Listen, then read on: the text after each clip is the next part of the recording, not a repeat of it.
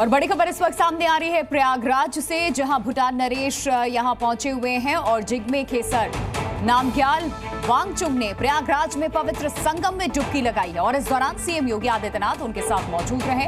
प्रयागराज पहुंचते ही भूटान नरेश सीएम योगी के साथ वीआईपी बोट पर सवार होकर के संगम पहुंचे, उसकी ये तस्वीर। साथ ही उन्होंने सीएम योगी के साथ गंगा पूजा की और आरती भी की है। तस्वीरें आपके सामने हैं जब गंगा में इन्होंने डुबकी लगाई है।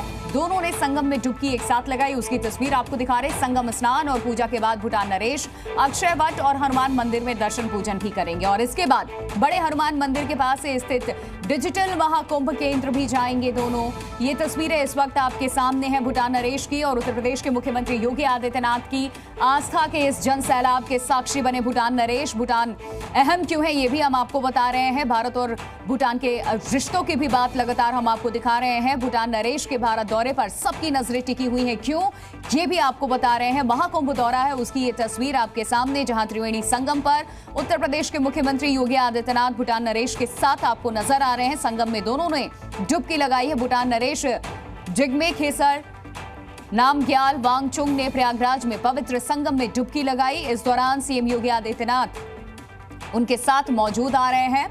नजर आपको डोकलाम भारत के लिए रणनीतिक तौर पर अहम है ये देश, और इसके अलावा डोकलाम में भारत, चीन और भूटान की सीमाएं मिलती हैं, इस वजह से अहम हो जाता है। भौगोलिक स्थिति बेहद खास बनाती है इसको।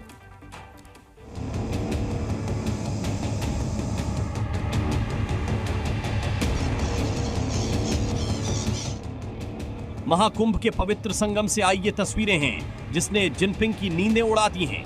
योगी के साथ जो शख्स पवित्र संगम में पहुंचा, उसकी सिर्फ मौजूदगी भर से चीन परेशान है। इस दौरे की एक एक तस्वीर चीन के दिल में ऐसी चुभ रही होगी कि वो इसे भुलाए नहीं भूल पाएगा।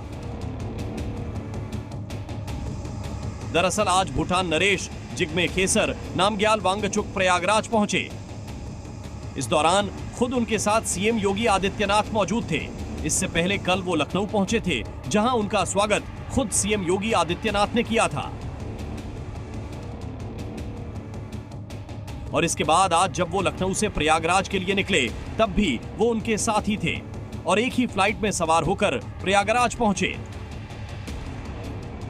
इसके बाद बोट पर सवार हुए और इस दौरान दोनों पक्षियों को दाना डालते भी नजर आए। उसके बाद एक ही बोट पर सवार होकर भूटान नरेश और सीएम योगी संगम स्नान के लिए पहुंचे।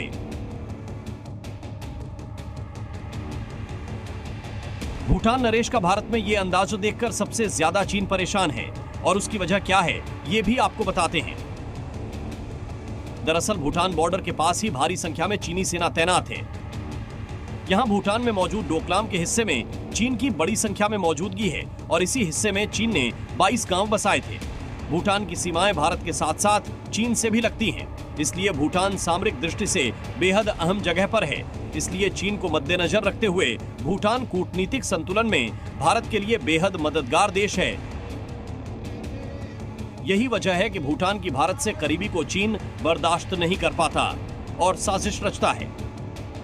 सिलीगुड़ी जो कॉरिडोर है उस पर सीधा सीधा खतरा हमारे लिए बढ़ जाएगा और चाइना कोई भी नॉर्थ ईस्ट को हमारे से काट सकता है। तो इसके लिए हमारा ये बहुत जरूरी है कि भूटान हमारे साथ बना रहे और जैसा हम गाइड कर रहे हैं, उनको बता रहे हैं, क्योंकि चाइना ने 2021 में बहुत बड़ी कोशिश भी की थी कि जो है डोकलाम के एरिया को वहां पर उन्होंने समझौता करने की कोशिश की थी। जब भूटान को समझाया गया तो उन्होंने उसको रियलाइज किया कि ये जो है ये हित में नहीं है।